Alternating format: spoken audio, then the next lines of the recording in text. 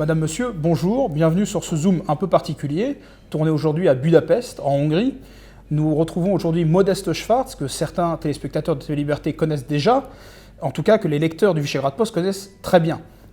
Modeste Schwarz est journaliste à ses heures perdues, mais il a été récemment en Biélorussie, pas en tant que journaliste, en tant que simple touriste, mais ce qu'il a vu là-bas, ce dont il a fait l'expérience, vaut la peine d'être raconté.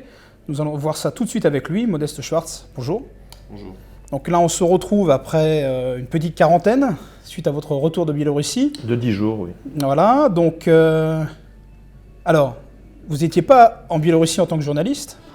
Non, pour être parfaitement précis, j'avais envisagé, eu égard à la situation politique, etc., d'y faire un travail journalistique. Finalement, les tentatives de prise de contact avec l'administration biélorusse n'ont rien donné. En partie par ma faute, je pense, parce que les emails adressés l'étaient en anglais. Visiblement, ça ne fonctionne pas toujours, il vaut mieux écrire en russe. Et puis aussi probablement parce qu'ayant une actualité de politique interne assez chargée, ils n'ont pas forcément le temps de répondre à toutes les sollicitations, notamment quand elles ne viennent pas de journalistes très prestigieux ou de médias étrangers, disons mainstream. Le temps ou l'envie, donc. Voilà. Bon, et alors, pourquoi est-ce qu'on se voit aujourd'hui ? Qu'est-ce qui vaut la peine d'être raconté ? Qu'est-ce que vous avez vu de si particulier en Biélorussie ? Parce qu'on entend beaucoup parler, évidemment, des manifestations, mais il n'y a pas que ça. Il y a autre chose qui est intéressant aujourd'hui. Voilà, alors moi, donc, comme je viens de le dire, je n'y suis pas allé en tant que journaliste.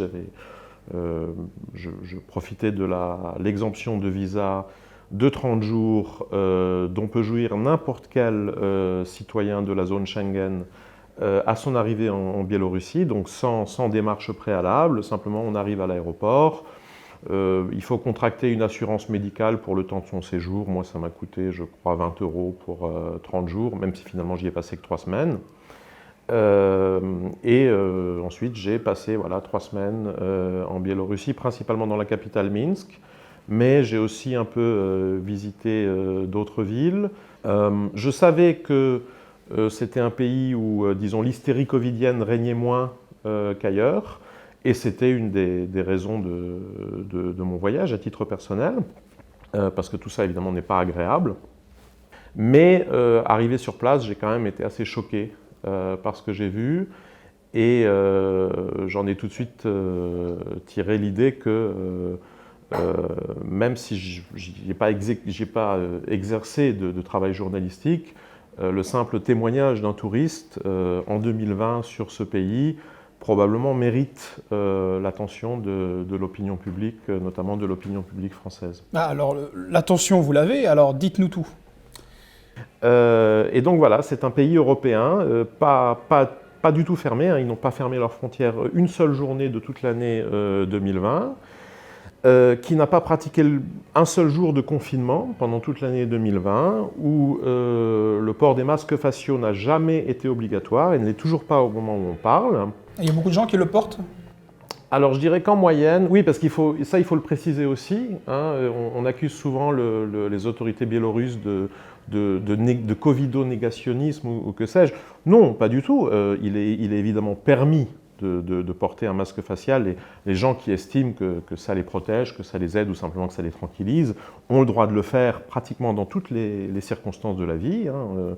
On en voit dans la rue, on en voit dans les théâtres, dans les trains, etc. Mais en dehors de certains employés, notamment de théâtre, etc., personne n'a l'obligation de le porter. Et je dirais qu'en moyenne,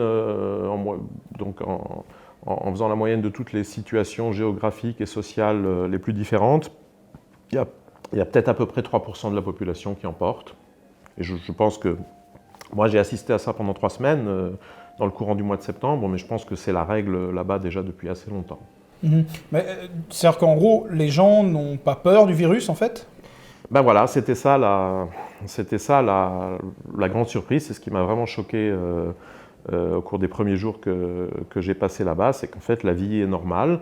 Alors l'économie un peu en berne, parce qu'évidemment c'est un pays de la planète Terre, donc il ne peut pas ne pas être touché par la gigantesque récession mondiale qu'a créé cette, dit-on, pandémie.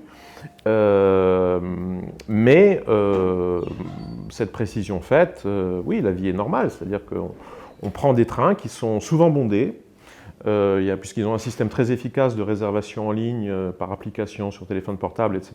Donc voilà, ils remplissent leurs trains, les bus, les métros souvent bondés aussi aux heures de pointe, les théâtres, j'étais à l'opéra, les restaurants. Les restaurants, le samedi soir, par exemple, il vaut mieux réserver, ça a tendance à être plein. Bon, ce que vous dites, c'est que donc la vie continue normalement, voilà. À part quelques personnes qui peuvent mettre le masque par initiative personnelle. Voilà. Rien n'a changé dans la vie quotidienne en Biélorussie, en tout cas du point de vue sanitaire, on va dire, et comportemental. Est-ce que ça, c'est pas dû à la communication gouvernementale qui a choisi de dire bon, le virus, on n'en tient pas compte? Alors, c'est aussi, évidemment, sous l'effet de tout ce que j'avais moi-même aussi entendu sur ce pays, sur les réactions d'Alexandre Loukachenko à la crise du Covid, comme on dit. Oui, au cours des premiers jours, j'avais tendance aussi à penser que, bon, bah voilà, finalement, simplement, les gens font ce que leurs médias officiels les incitent à faire, quel que soit le pays. Donc dans un pays où, de toute évidence, les médias poussent à la panique, les gens paniquent. Dans un pays où il n'y a pas ce genre de message, vous ne verrez pas de panique.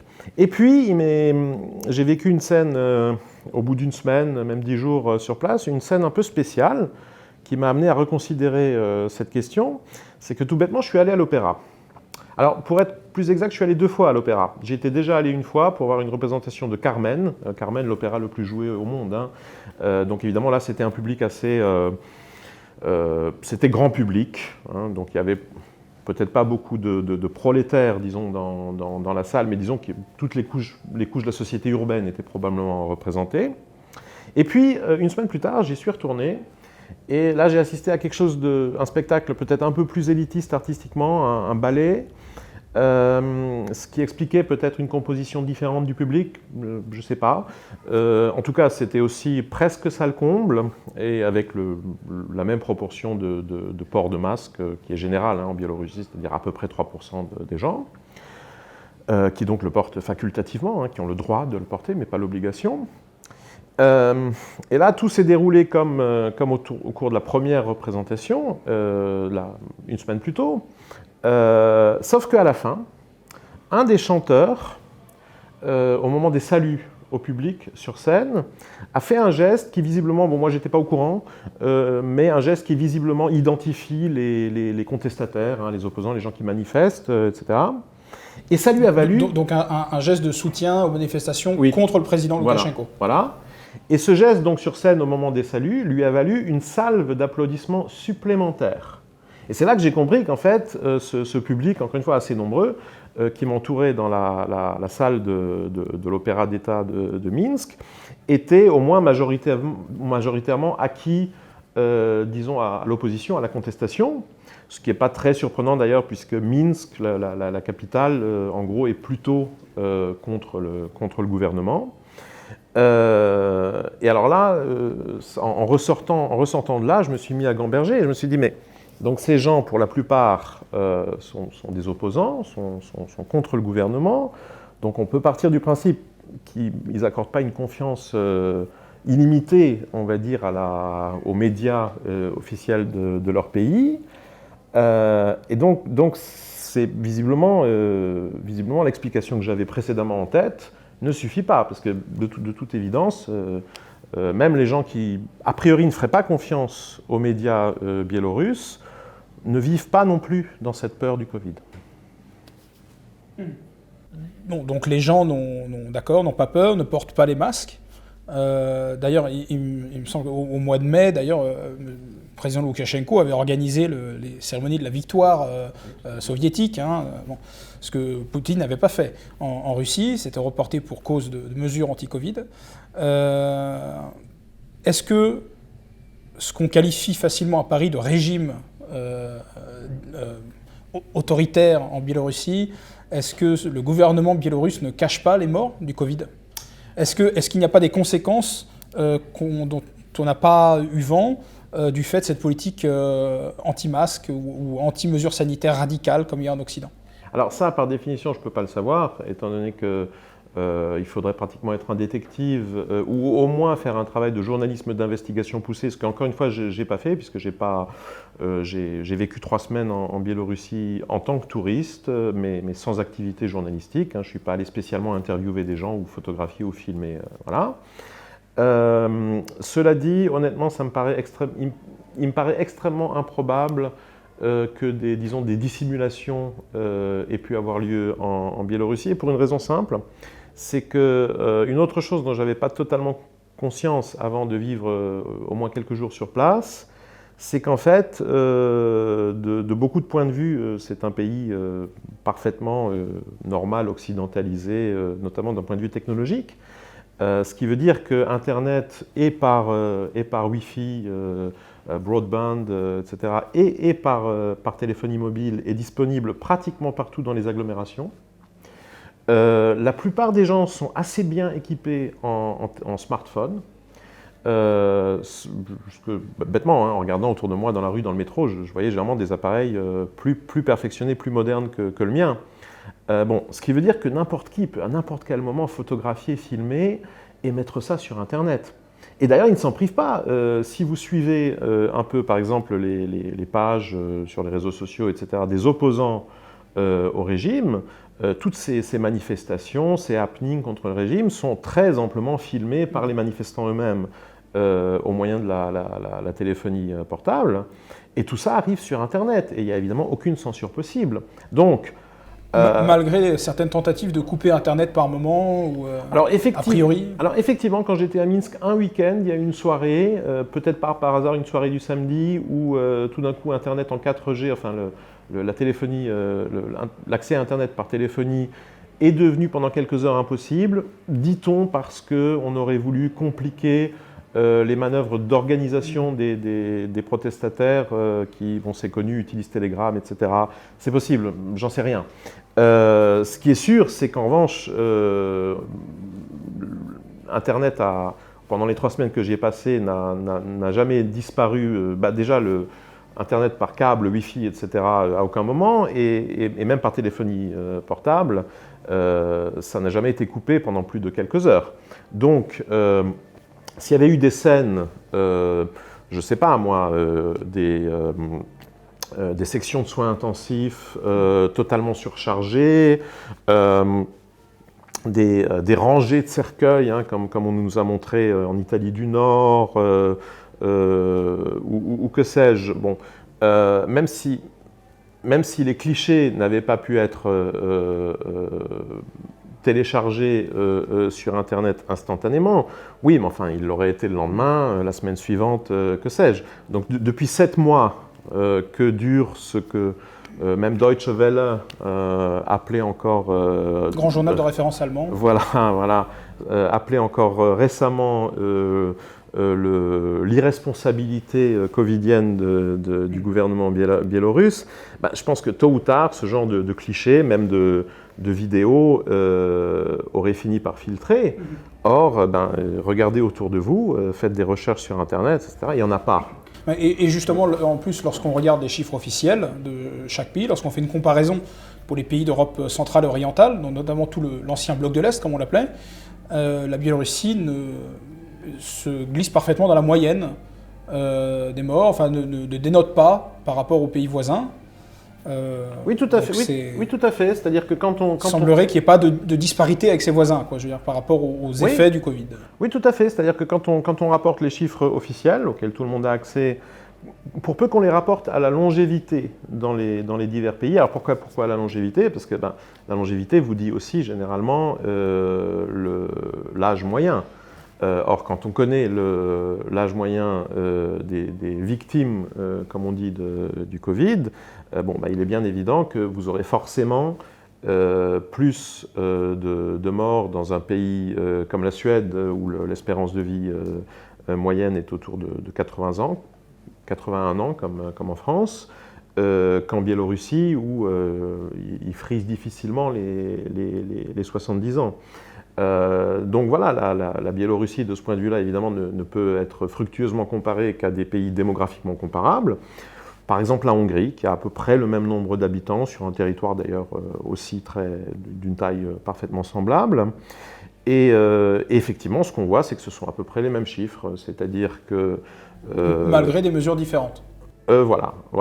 C'est-à-dire que pendant, je crois, le plus gros de l'été, la Biélorussie était juste un peu derrière la Hongrie au chapitre de la mortalité.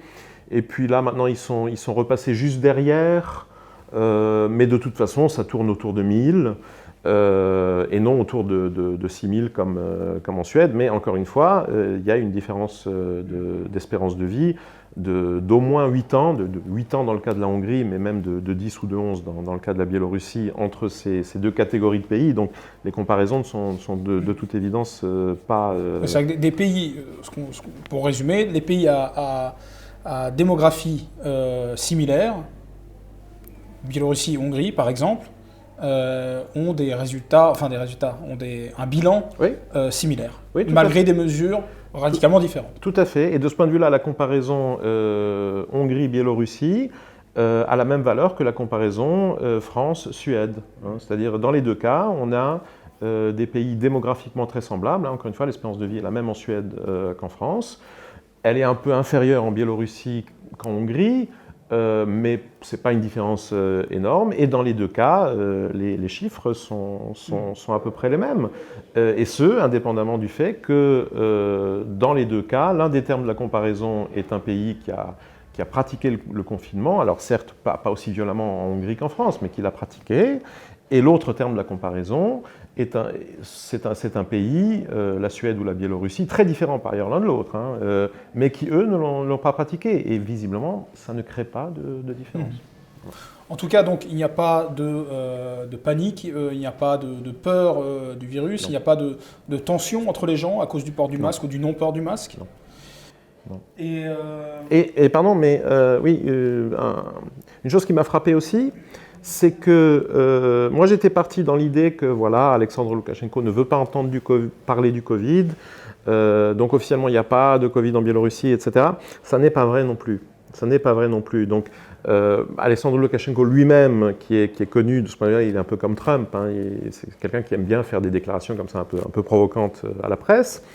Oui, mais en réalité, il y a quand même de l'information, on va dire sanitaire, ou des incitations aux mesures d'hygiène dans la presse, dans les transports. Si vous prenez un train en Biélorussie, vous verrez, ce sont des trains très modernes, extrêmement modernes, avec des prises, du Wi-Fi partout, air conditionné, des trains comme on aimerait bien en avoir dans certaines régions françaises.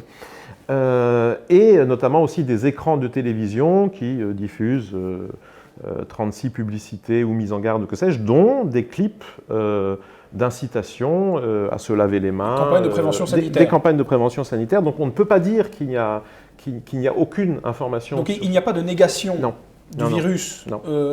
Mais il y a une volonté politique de gérer ça de façon similaire aux épidémies de virus standards, grippaux par exemple. De façon normale, la manière dont les États, jusqu'en 2020, je ne sais pas ce qui s'est passé tout d'un coup, mais jusqu'en 2020, c'est ce que tout le monde faisait, c'est ce que la Suède et la Biélorussie ont continué à faire, et que le reste des États européens, pour des raisons qui m'échappent, ont cessé de faire. Je sais pas. Et bon, il y a quand même en Biélorussie, il y a quand même autre chose aussi, c'est donc toute cette série de manifestations depuis... plus de 2 mois, depuis début août, depuis l'élection présidentielle.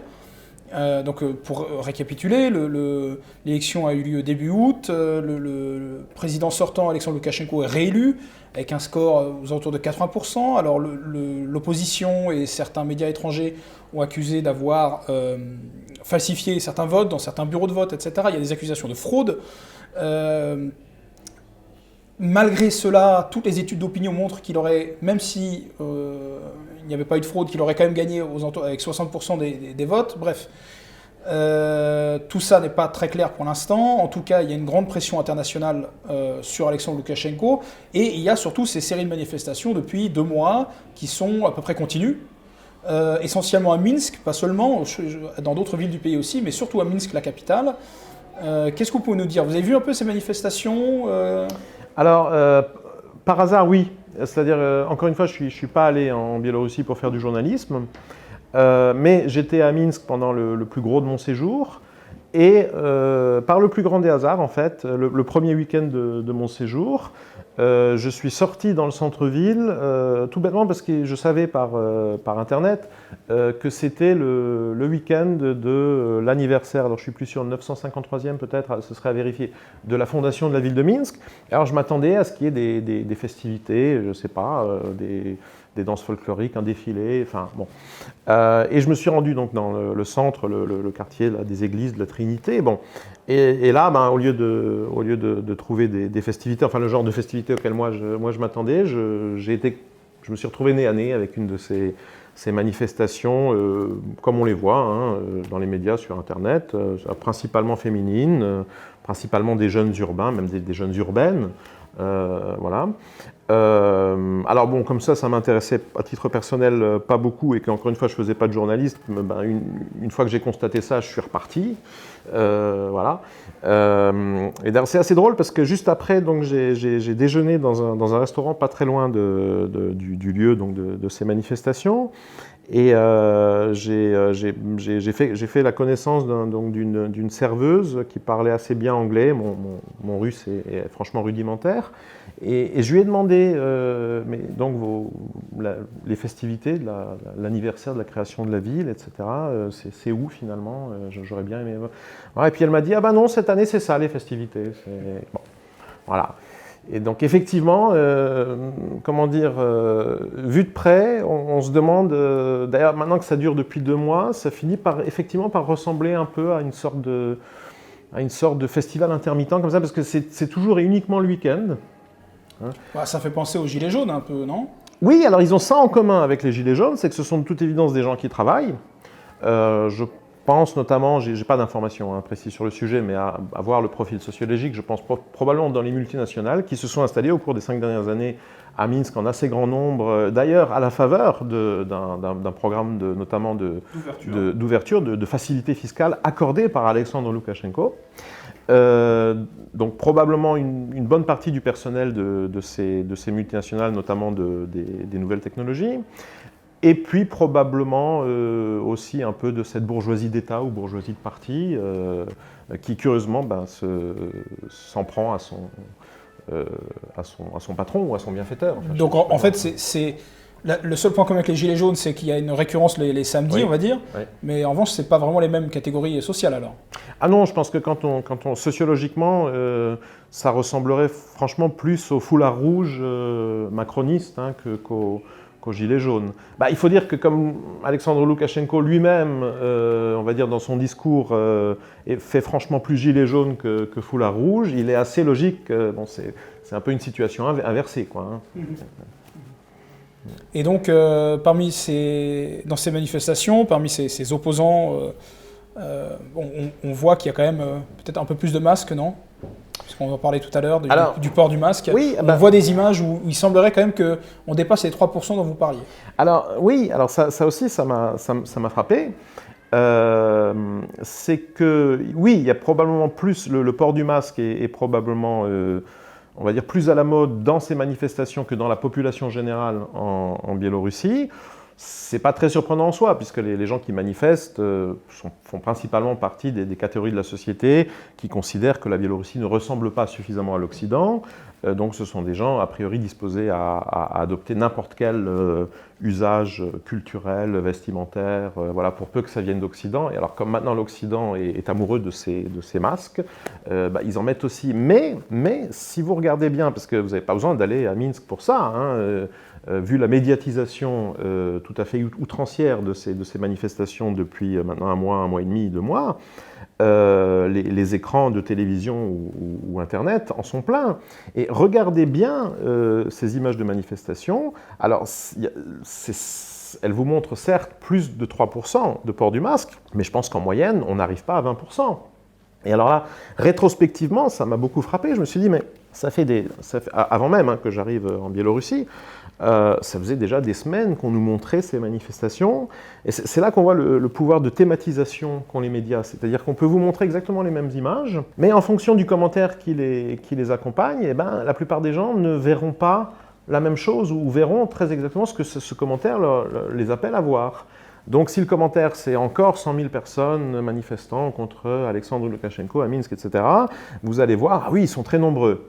Simplement, on pourrait aussi les commenter en disant encore 100 000 personnes, dont seulement 20% masquées, les unes au coude à coude avec les autres dans la rue, et ce depuis maintenant bientôt 2 mois, chaque week-end à Minsk. Et j'ai envie de demander, mais où sont les piles de cadavres ? Ça fait penser un peu aux manifestations BLM, Black Lives Matter, notamment aux États-Unis, mais pas seulement, on en a vu en France aussi, au mois de juin essentiellement, lorsqu'il y a eu, on va dire, le déconfinement partout en Occident. Et là, pareil, c'était très étrange parce qu'au même moment, il y avait en parallèle des manifestations de gilets jaunes ou d'autres manifestations d'ailleurs, notamment par exemple de souverainistes français ou autres, où la police est intervenue extrêmement fermement, pour dire que pour raisons sanitaires, c'était pas possible de se rassembler à plus de 10 personnes, au même moment où, place de la République, par exemple, il y avait 10 000 personnes, évidemment complètement en contradiction avec toutes les mesures sanitaires qu'on était censé suivre. Oui, et à Minsk 100 000. Et à Minsk, 100 000. Voilà. Et ça dure, et il faut le préciser, ça dure depuis 2 mois. Donc à croire tout ce qu'on nous raconte sur les temps de latence, d'infection, etc., depuis 2 mois que ça dure, on devrait déjà commencer à avoir d'assez sérieuses conséquences sanitaires et même probablement suffisamment sérieuses pour mettre un terme à ces manifestations, ne serait-ce que par la peur que ça devrait susciter chez les manifestants eux-mêmes. Bon, de toute évidence, ce n'est pas le cas. De toute évidence, ils ne meurent pas plus de leur manifestation anti-Loukachenko que les bons citoyens et les soldats biélorusses n'étaient morts de la célébration des fêtes de la victoire en mai. Et là, j'ai envie de demander à Olivier Véran et autres, mais qu'est-ce qui se passe en Biélorussie ? Enfin, j'aimerais bien qu'on m'explique comment ça se fait. Ils ont un patrimoine génétique tellement différent que ça d'une autre, ou je sais pas, ça ressemble quand même. Ou il y a une faille dans la narration. Ou alors il y a une faille dans la narration. Voilà. D'accord. Bon, l'avenir nous le dira en tout cas, parce qu'il est quand même un peu prématuré de tirer des conclusions sur les chiffres de l'année 2020 en tout cas. Oui, enfin ça fait quand même 7 mois.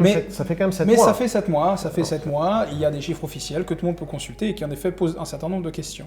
Eh bien, Modeste Schwartz, merci pour ce compte-rendu de voyage et ces réflexions sur la Biélorussie, pays méconnu, en particulier du public français. Oui, et d'ailleurs, je vous invite donc à découvrir. D'ailleurs, j'incite tous ceux qui voudraient pouvoir regoûter l'espace d'une semaine ou 2 ou 3 ou de 30 jours, au maximum à s'y rendre. Encore une fois, c'est très facile. Le passage de la frontière biélorusse à l'aéroport de Minsk m'a pris en tout et pour tout 10 minutes.